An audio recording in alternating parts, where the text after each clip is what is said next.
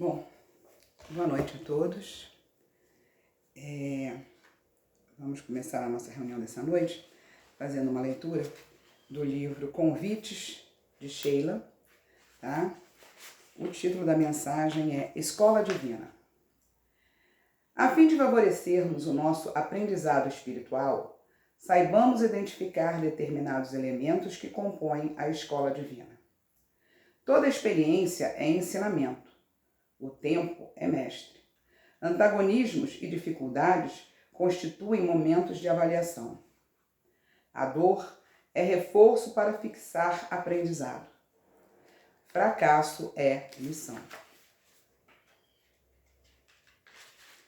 Aproveitemos a oportunidade de aprender uns com os outros, realizando o melhor ao nosso alcance, porque a escola da vida é aberta a todos. Mas o aproveitamento e a vitória espiritual depende do empenho de cada um. Então, nesse momento, Senhor, levamos o nosso pensamento até Ti, Pai, e pedimos para que possamos estar sempre sintonizados com a espiritualidade, com o nosso Mestre Jesus, para que os ensinamentos dessa noite possam ser bem aproveitados, bem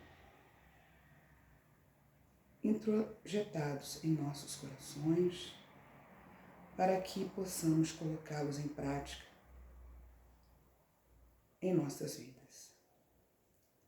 Que o seu amor e a sua luz esteja com cada um de nós.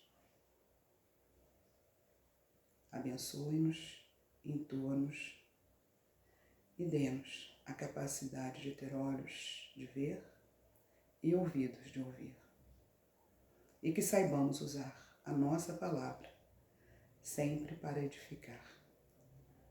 Obrigado, Senhor. Fique conosco. Graças a Deus. Bom, meus irmãos, o capítulo que nos foi pedido essa noite é o capítulo 14 do Evangelho segundo o Espiritismo.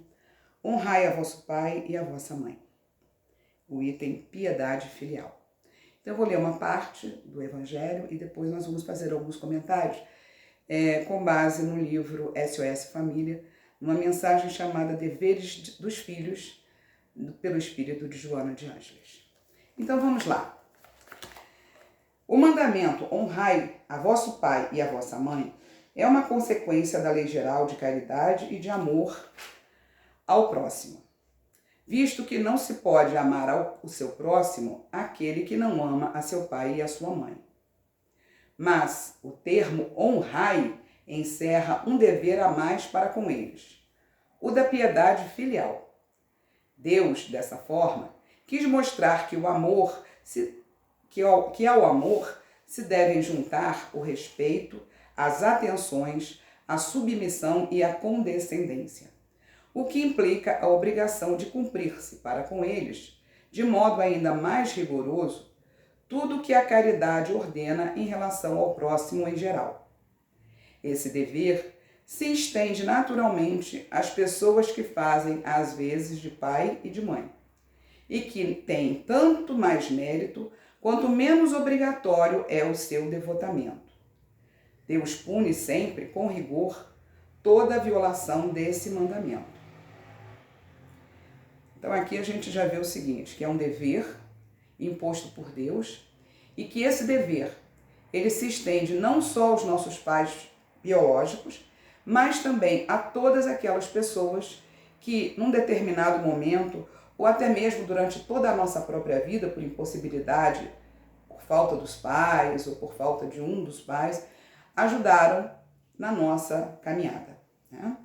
Então a gente vê que isso está escrito no Evangelho, a necessidade de nós honrarmos aqueles que nos serviram num determinado momento e ocuparam essa posição de responsabilidade de pai e de mãe, né? Então vamos continuar mais um pedacinho. Honrar a seu pai e a sua mãe não consiste apenas em respeitá-los, é também assisti-los na necessidade, é proporcionar-lhes o repouso na velhice, é cercá-los de cuidados com como eles fizeram conosco na infância. É, sobretudo, para com os pais sem recursos que se demonstra a verdadeira piedade filial. Satisfarão a esse mandamento os que julgam fazer grande esforço porque dão aos seus pais o estritamente necessário para não morrerem de fome enquanto eles de nada se privam? Em relegá-los aos ínfimos cômodos da casa, apenas para não os deixarem na rua, reservando para si o que há de melhor, de mais confortável? Ainda bem quando não o fazem de má vontade e não os obrigam a comprar caro o que lhes resta a viver, descarregando sobre eles todo o peso do trabalho doméstico. Caberá aos pais velhos e fracos servir a filhos fortes e jovens? Ter-lhes-á a mãe vendido o leite quando os amamentava? Contou suas vigílias quando eles estavam doentes, os passos dados para lhes obter o que necessitavam? Não, os filhos não devem a seus pais pobres só o estritamente necessário. Deve-lhes também, na medida de suas possibilidades, as pequenas doçuras do supérfluo, as solicitudes, os cuidados amáveis, que são apenas o juro do que receberam, o pagamento de uma dívida sagrada.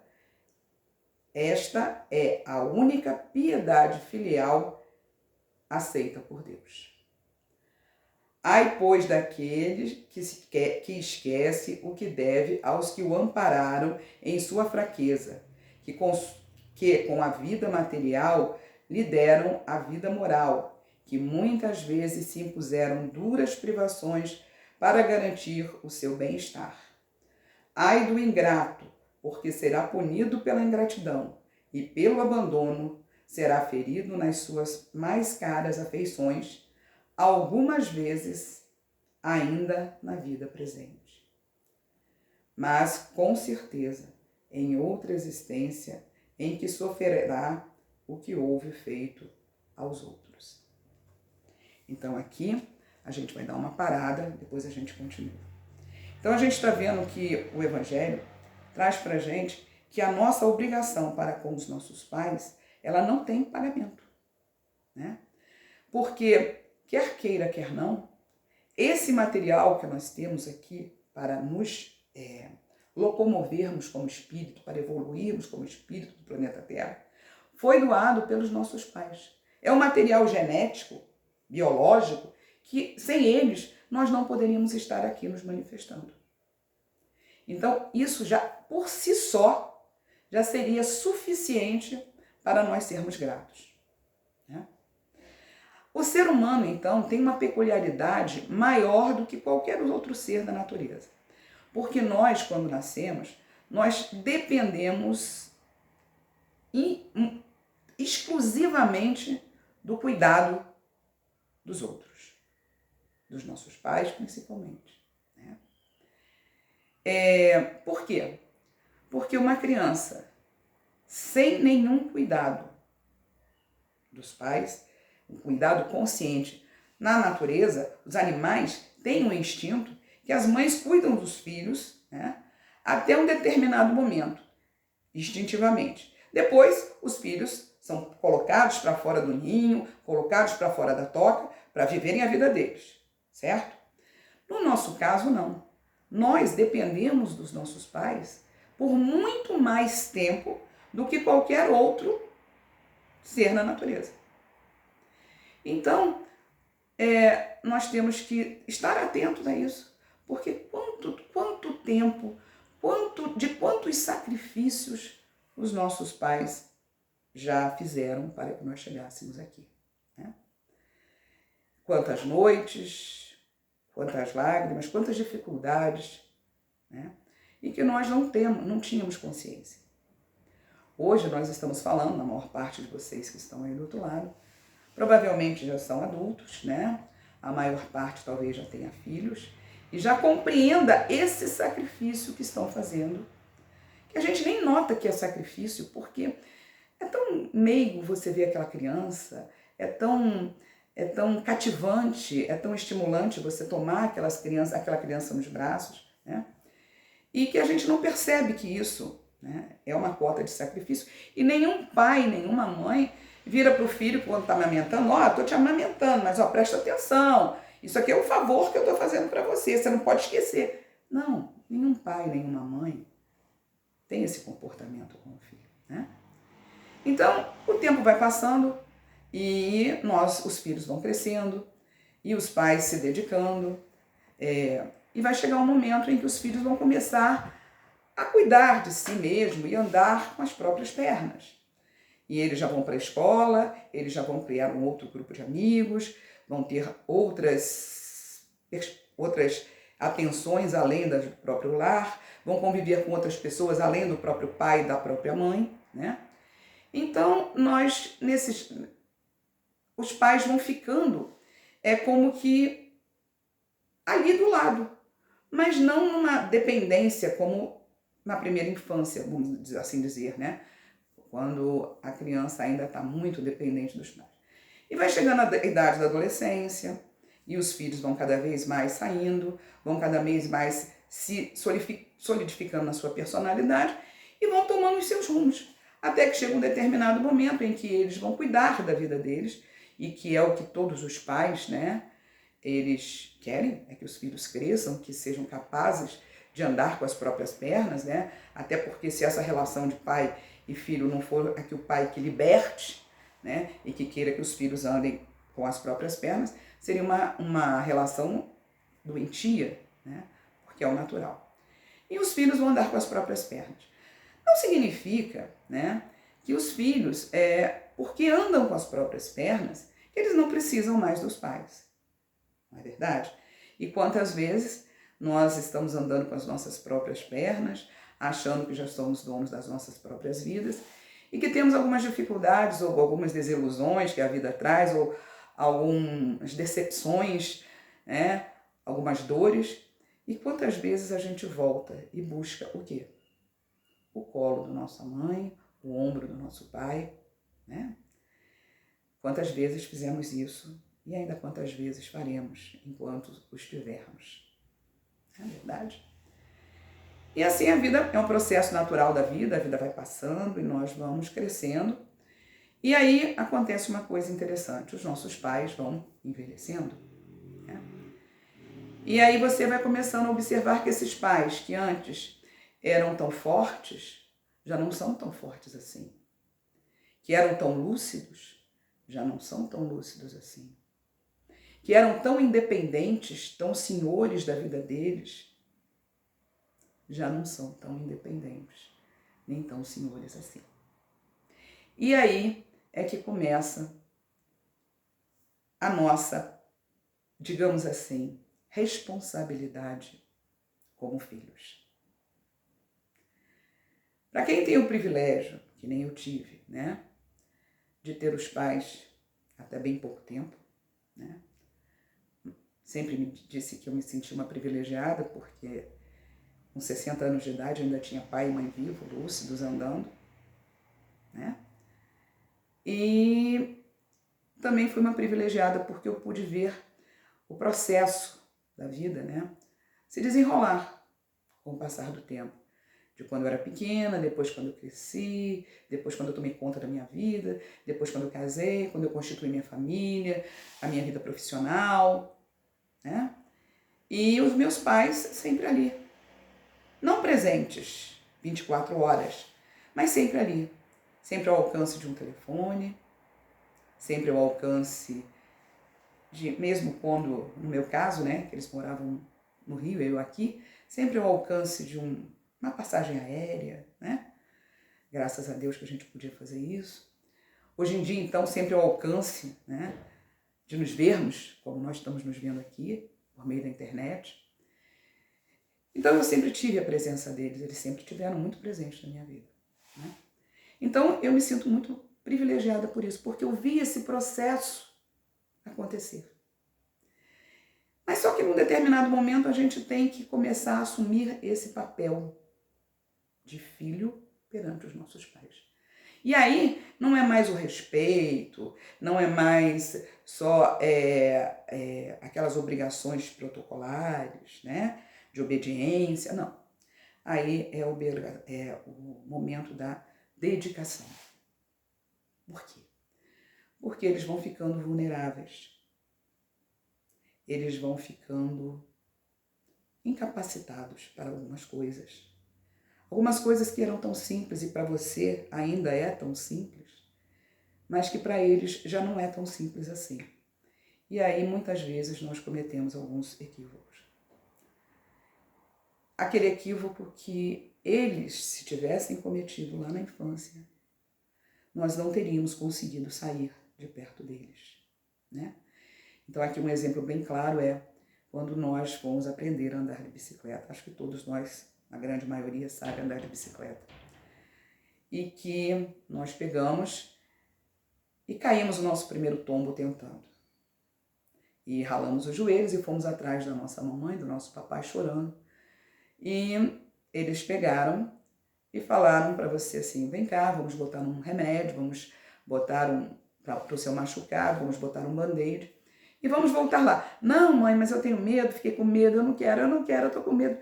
E você virava para ele e falava assim, não, meu filho, você vai conseguir, a mamãe tá aqui, a mamãe te segura. O papai tá aqui, o papai te segura, né? Você consegue. Você já imaginou se eles falassem pra gente? Não, não sobe mais aí não, porque aí é perigoso, você realmente caiu e você não vai conseguir. Você já imaginou o que teria sido a sua vida? Não é verdade? Ah, naquele concurso que você é muito difícil. Ih, meu filho, são 50 vagas para 10 milhões de pessoas. Vai fazer isso não, tu não vai conseguir isso nunca. Você já imaginou se o seu pai falasse isso para você? Se a sua mãe? E o que eles fizeram? Vai, meu filho, vai em frente. Vai em frente que você consegue. Vai em frente porque você não está sozinho, nós estamos aqui. Não é verdade? E aí você continuou. E você aprendeu a andar de bicicleta. E quando você olhou para trás, eles já não estavam mais segurando a bicicleta para você. E você pedalava sozinho pela vida. Pedalava até onde você queria. Né? Então, essa história serve para ilustrar o quê? O que vai acontecer daqui para frente com os seus pais idosos. Eles já não têm condição de fazer algumas coisas. Eles já não têm mais a memória como tinham anteriormente. E muitas vezes estão conscientes disso. Eles estão perdendo a agilidade, a destreza, a memória. E aí entra o nosso papel de filhos. Aquele filho que fala assim, ah pai, larga isso aí, você não vai dar conta mesmo. Ou então aquele papel de filho que fala assim, pai, olha só, vamos junto. E, pai, olha, esse aí, não, mas esses aí já eu estou ultrapassado, pai. Olha, eu tenho uma outra atividade. E você coloque uma outra atividade. Ou coloque ele para te ajudar, dizendo que você não sabe, ou que você precisa da ajuda dele. E cada vez que ele se equivocar, cada vez que ele não conseguir, você esteja do lado dele e fale para ele, pai, vamos, você consegue. Mãe, vamos, você dá conta. Você não consegue fazer aquilo que você conseguia. Você não consegue viver as histórias, mas os seus netos estão aqui querendo ouvir as suas histórias. Para os seus netos, mas eu já contei essas histórias, vocês estão cansados de saber de cor. Os seus netos não estão. Eles querem ouvir as suas histórias. Nesse momento, você insere também os seus filhos no aprendizado dessa piedade filial. E vamos caminhando juntos. É um momento muito belo. Ou, se as pessoas que não acreditam que a vida é um progresso, que a vida é para progredir e que é um ciclo biológico da vida, que se for observado com muita atenção, é um ciclo muito bonito. Né? no qual é como se fosse uma corrida de revezamento. Vêm uns, carregam até um determinado ponto, passam o bastão para outro, que carrega até um determinado ponto, que passa o bastão para outro, que carrega até um determinado ponto, até que todos cheguemos ao final da corrida. Só que a nossa corrida não é uma corrida que todos chegam juntos. Cada um vai chegar no momento, porque cada um está num estágio. Os meus netos estão num estágio, meus filhos num estágio, eu e meu esposo num estágio, e os meus pais estavam num outro estágio e agora estão num outro estágio. É o que acontece, é o ciclo da vida. E é muito bonito de ser observado, a beleza do ciclo da vida. Então, diante disso, você começa a exercer a sua piedade filial. E é nesse momento que os seus pais precisam de você. Precisam de você do lado, precisam de você na atenção, no carinho, no ouvido. Eles são teimosos sim. Tem vezes que eles fazem birra sim. Mas quanta teimosia, quanta birra vocês fizeram? Eu fiz, vocês fizeram, todos nós fazemos. E num determinado momento, você observa que você, na sua condição de filho, passa a exercer também meio que uma condição de paz dos seus próprios pais. Só que você não pode tratar com eles como eles tratavam com você, porque eles têm uma bagagem. E dependendo do que você fizer com essa bagagem, você vai poder fazer com que essa velhice seja mais ou menos difícil para eles. E não tem, muitas vezes, a mesma visão que você tem por ser espírita, por ter estudado, por ter tido oportunidades que eles te deram de chegar aonde você chegou. Então é onde nós começamos a exercitar a nossa piedade filial. E aqui então a gente vai parar e falar assim: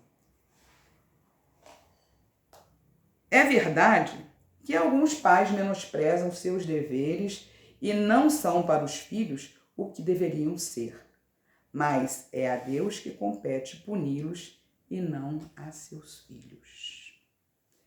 E aqui, Joana de Ângeles coloca pra gente, né, que independente do que os nossos pais tenham sido para nós, bons ou maus, que nos abandonaram, que não cuidaram da gente, que não foram exemplos, não te autoriza em momento nenhum a faltar com os seus deveres de filhos, que é o capítulo do livro SOS Família, né? Escrito pelo médium Divaldo Franco, por Joana. Esse capítulo foi exatamente Joana de Ângeles quem escreveu.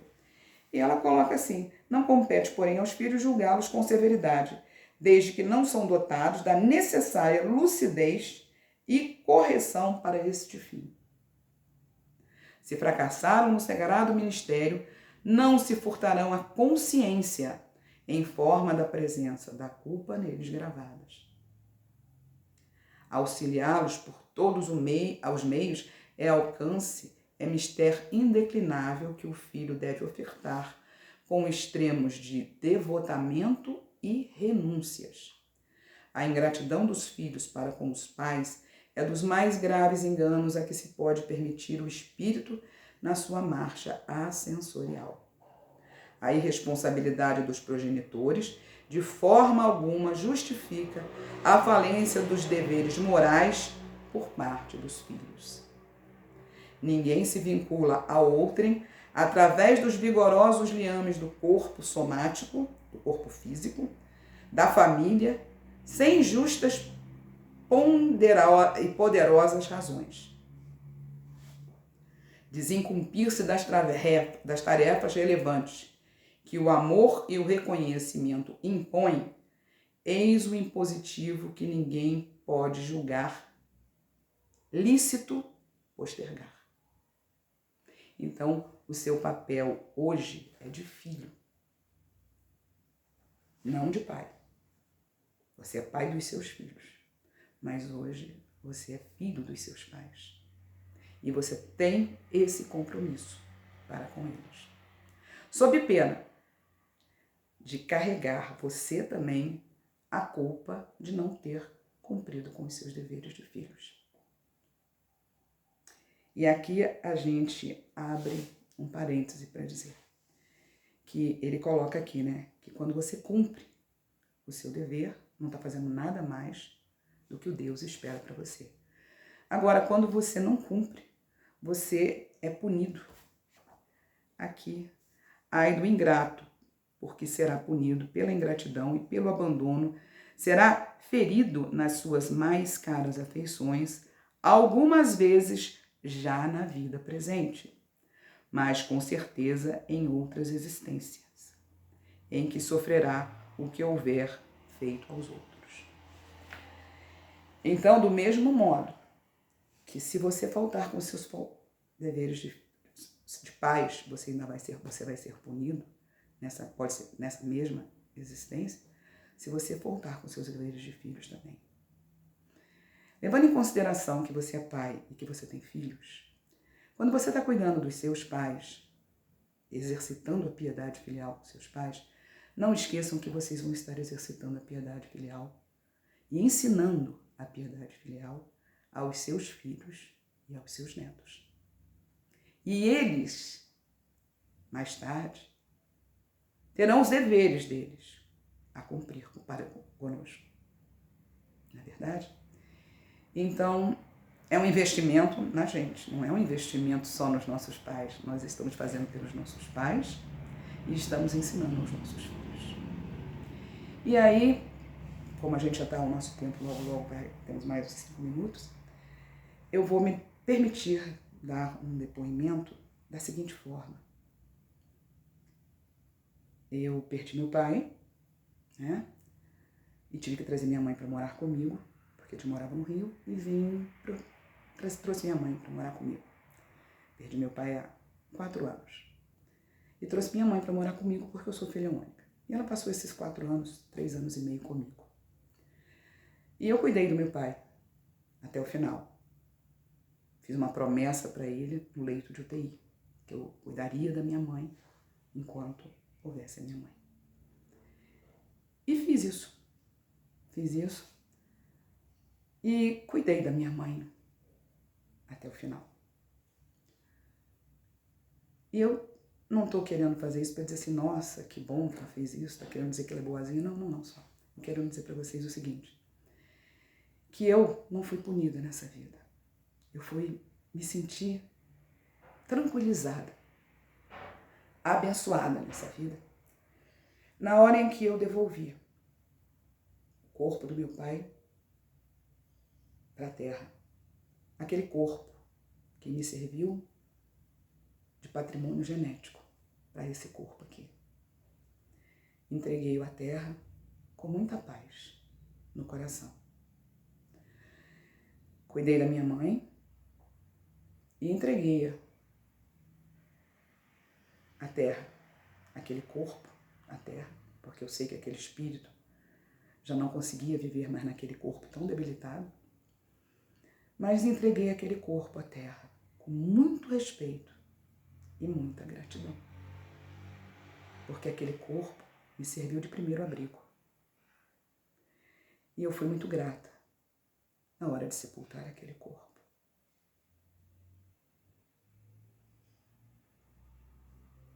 E hoje sinto uma paz enorme, uma saudade imensa, um vazio profundo, que bate de vez em quando, né? Porque seria bom se a gente pudesse fazer uma live com eles, ou então eles mandarem um vídeo pra gente, ou então uma ligaçãozinha, mas não mandam, né? Mas a gente não consegue isso. Mas eu tenho um coração na paz. Uma paz imensa, profunda. Porque eu tenho certeza absoluta que eu não fiz mais do que a minha obrigação. Que eu não fiz mais do que eu deveria, cuidando dos meus pais até o final. Dando para eles todo amor, todo conforto, todo o carinho, toda a dedicação que eu podia dar. Então, se eu pudesse, nesse momento, deixar para vocês alguma coisa de meu, eu diria, eu sinto uma paz imensa e uma saudade, que é aquele sentimento que, como eu acho que foi Emmanuel que falou para o Chico, do amor que fica. Saudade é o amor que fica. E como o amor sempre cresce, sempre se fortalece, então a saudade vai ficar sempre lá no fundinho, alimentando esse amor que fica para sempre, até nos encontrarmos em outra vida. Então, para nós encerrarmos, temos aqui só o finalzinho da palavra de Joana. Ama e respeita em teus genitores a humana manifestação da paternidade divina. Quando for de ser-lhes a companhia e a jovialidade, quando fracos, a proteção, quando fortes, ser-lhes a companhia e a jovialidade, quando fracos, a proteção e o socorro. Enquanto sadios, presenteia-os com a alegria e a consideração. Se enfermos, com a assistência dedicada e a sustentação preciosa. Em qualquer situação ou circunstância, na maturidade ou na velhice, afeiçoa-te àqueles que te ofertaram o corpo de que te serves para os cometimentos da evolução, como o mínimo que podes dispensar-lhes, expressando o dever de que te encontras investido. Então, nesse momento, Senhor, que possamos levar em nossos corações todas as reflexões deste momento, todos os ensinamentos que as palavras do Evangelho nos trouxeram. Que possamos, Senhor, exercitar os nossos deveres, assumidos ainda quando estávamos no plano espiritual, com responsabilidade, com amor, com devotamento.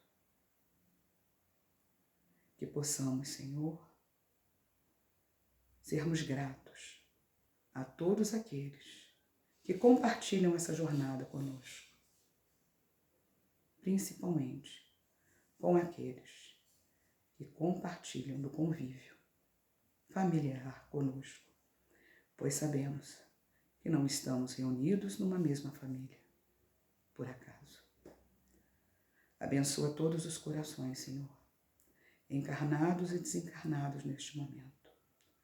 Que bênçãos de luz possa cair no coração de todos nós.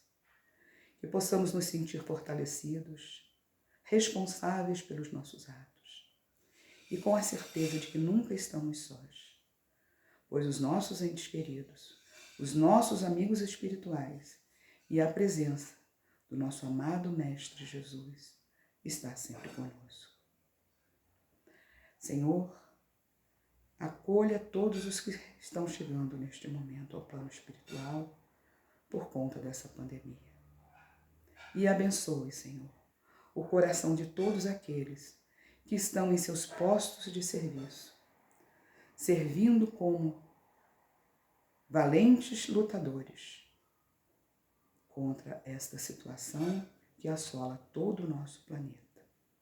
Que eles possam ter suas forças revigoradas, seus corações consolados e a certeza de que tudo vai passar e que o amanhã será um novo dia num mundo melhor. Mais uma vez te agradecemos e te pedimos que fiques conosco, hoje e sempre. Boa noite a todos, muita paz, muito obrigado, muita gratidão.